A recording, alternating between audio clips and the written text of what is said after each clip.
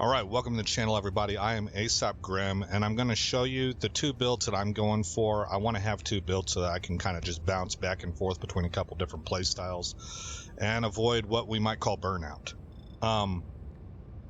You can see in the bottom left there, I'm a Master Sergeant. I'm level 15. And so there's a lot with the game that I've not experienced, and a lot that I'm a total noob, a lot that I don't know. I haven't been beyond hard, for example, and I've not fought the robots yet. I've had a blast killing bugs, and that's where all of my experience is so far. But at level 15, I do feel like I've learned enough about the game to figure out what direction I want to take my tune in. So I've got two builds. The first one, for lack of a better word right now, I'm calling the pet build, because that's how it operates. If you played World of Warcraft or a number of other RPGs, you have these classes that use pets, and I feel like this class plays like that. This class, this build is supposed to be kind of upfront and in your face, kind of in your grill. It's aggressive. It's supposed to be pushing the front line forward, taking the enemy's territory and making it yours. And the second build is more of a ranged build. So, and that'll be what I call my TAC P build. Okay, and I'll explain to you what that is whenever we get to it. But let's get this pet build done. We'll go quick here. I'm using I am using the free war bond, and so this is as far as I've gotten so far. I haven't gotten beyond this weapon, but this weapon's been very good for me. The SG-225 breaker, I know it got nerfed, but it still hits like a truck, and it's a fully automatic shotgun, so it unloads its shells very rapidly. And for the purposes that I use this for, it works pretty much perfect. I don't really have a need for anything else. I will be trying the all of a sudden I can't remember what it's called, but it's a version of the Punisher shotgun that I hear people talk about quite a lot, so I'll be trying that whenever I unlock it, but I'm not there yet. Secondary is the P19 Redeemer. Grenade is your grenade of choice. Under the armor, for me right now, it's medium armor, and I'm running DP40 Hero of the Federation. It's got an armor rating of 100, a speed rating of 500, and a stamina regen of 100, but the big reason is Democracy Protects. This armor passive gives you 50% chance to not die when taking lethal damage, and it prevents all damage from bleeding if your chest hemorrhages. This actually works out really well for a build where you're within the enemy ranks quite often. So for me, what I'm thinking is if I end up unlocking a piece of heavy armor that has this trait on it, I'll probably take that. And that will switch my speed over to additional armor, is what I'm thinking. And I'll see how that plays out. But this plays pretty well for right now. I just paired it with the same stuff that, I got the whole kit. So moving over to the important stuff. The stratagems. So this came about by me wanting right away to go for the Patriot exosuit. And then whenever I started going down that line and seeing how these sentries worked, I then started looking at my ship modules and trying to figure out, okay, what kind of strategy do I want to employ here? What am I trying to do? And so let's actually go over that first. Well, no, I think it makes sense to go over this first. So one thing I do is that sometimes I use the grenade launcher. If I use the grenade launcher, it opens up a stratagem slot for me. And so then, in that case, I will bring with me the Orbital 380mm high explosive barrage. I love this thing. It hits for a long time. It's very big explosions over a wide area, and it just sits on the target area for quite a while. It's a great area of denial weapon. I like it. But ordinarily, I use the laser cannon and the Guard Dog Rover, which is also, it's a laser rifle. Now, these two weapons don't require any ammunition. You just need to be mindful that they don't overheat. If they do overheat or you get close to overheating, you can switch to your SG-225 and rock that for just like 10 or 15 seconds. Just unload your whole magazine. on something, maybe 2 magazines worth, and then switch back, and you're good. You're golden. So as long as you don't overheat this, you're just swapping back and forth between your laser cannon and your SG-225.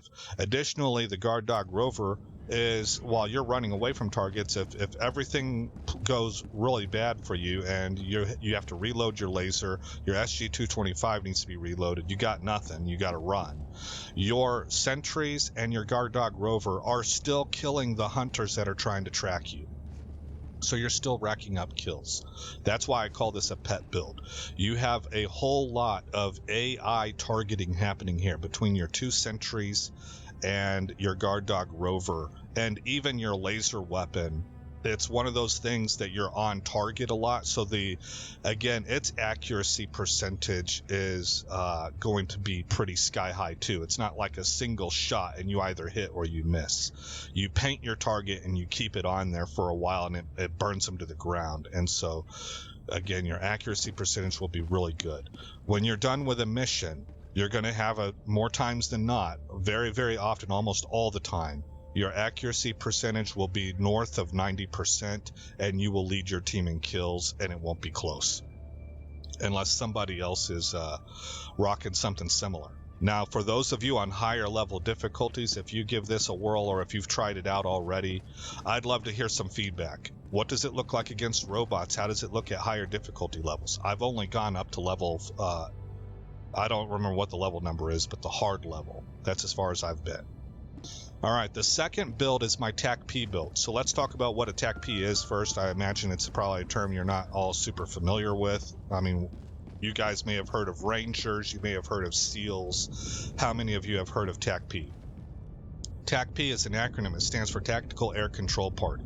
Another name that gets used for this same profession is ROMAD, but I think that is an older term. And if that's an acronym, I don't remember what it stands for. But by the time I got out of the Air Force, almost universally, TAC-P was the term that was used. So it is an Air Force position. It is not quite Special Forces, but it's really close to it. It's like a half step shy. These guys are Air Force members that get embedded into an Army unit. Now, I never did this job, so there are some specifics I don't know about, but I believe they are comprised of 4 to 5 man teams. And if you were to imagine this table as the area of operations, the central area there is the Army unit's primary objective. The TAC-P guys will ride in a Humvee around the perimeter of that table, staying on the outer edge of the perimeter. And they are basically air traffic controllers for Air Force pilots to call in close air support for the Army. They have 3 primary objectives: put warheads on foreheads, avoid friendly casualties, and avoid civilian casualties and what we call collateral damage, so like civilian buildings and stuff. Given the game we're playing, there are probably plenty of you, especially outside America, who are maybe kind of snickering in a derisive manner about that. But I can assure you that is actual U.S. military doctrine. It doesn't always turn out that way because why? War. It's war. What are you going to do, right? There's a reason that people don't want to be in war. Now, we can talk about the military-industrial complex and all that. I'm with you, right? But for the people on the ground, the reason that the military uses this doctrine is because, number one, they do want to avoid needless suffering. Number two, they think that those kinds of things can be used by the enemy to recruit. And number three, they consider it a waste of resources. Like, I have a bomb. If I hit civilian targets with that bomb, I just wasted my resource because it didn't diminish the enemy at all. It needs to hit a military target. So I'm just trying to explain to you, this is actual core military doctrine to avoid civilian casualties and collateral damage. And that's the TAC-P's job, right? So they look for tactical ground. They look for high ground. If they can find a forested plateau right up on a cliff's edge, that's probably pretty close to perfect for them. They're able to stay camouflaged and hidden from the enemy. They can call in targets because they have supreme oversight over the entire battlefield. They have good vantage points, and they can defend themselves from the high ground against any potential attacks. So with that in mind, we're looking for a ranged style, right? So for the weapons that I have, I would probably go with the R63 Diligence. This is a marksman rifle. It's good. I would call this probably medium range. It's not a sniper rifle, right? But I would probably swap this out for, I think it's the Scorcher, once I'm able to unlock it. Secondary is just whatever you want, right? But the idea, stay at range. And that is not going to be your primary target. You guys have probably already guessed it right now, or a primary weapon, I mean. But we're going with the Eagles. All right, all of the Eagle strikes. So I think what I would do, you got 4 slots, right? So I would take the Eagle 500 kilogram bomb, and I would take the Eagle napalm airstrike mandatory. I think those are probably absolutely essential in any kind of Eagle package. But put in the comments if you disagree, because I'm looking to learn, right? I would probably pair that with cluster bomb and airstrike is what I'm thinking, but I need to learn some more about this stuff. And then, as you might guess, the ship module will be the hangar. Now, I have heard from a video on YouTube that of all of the ship modules up here, the hangar is the one that directly buffs its associated stratagems the most. So we have liquid ventilated cockpit, support weapons. Let me select it. Eagle stratagem cooldown time reduced by 50%. Pit crew hazard pay reduces Eagle rearm time by 20%. And expanded weapons bay increases number of Eagle stratagem uses per rearm by 1. I just now realized I forgot to show you the armor. For this, helmet and cape or whatever you want. But I'm running the SC-37 Legionnaire. I found out about this by watching a YouTube video that said it was on sale at the time. I had enough in-game super credits that I had just picked up from missions to buy it, so I got it and its associated helmet, and I pair that with this cape because if you notice, this has orange in it, and the armor also has orange, so they end up looking very good. If you can't get a hold of this one, I'm sure you can find something in the light armor department that does pretty similar. You can see we're very low on armor, we're at 50. But we're faster than almost everything on the map at 550 speed, and more importantly, that 125 stamina regen coupled with it. This is going to make you quicker than most everything on the map, and also allow you to run for absolute days, so that you can put distance between you and the enemy. And then servo assisted increases throwing range by 30%, so especially if I brought that high explosive 380 millimeter orbital strike, that would come in useful. Provides 50% limb health, plus 50% limb health. I don't know if that helps me too much, so I might be looking to upgrade this myself. End game, I think this uniform looks absolutely outstanding. I'm not exactly sure why, but it looks pretty terrific to me. And tactically, it plays out like an absolute dream. You keep range, you fire your Scorcher or your ranged, what was it? Not the SG-225. Your marksman rifle, but mostly you're spamming Eagle airstrikes. And that's your whole job, protect the team. Stay at distance, stay out of the fray, keep out on the outer edges, and bomb everything into dust. All right, so those are the 2 builds that I'm thinking to try.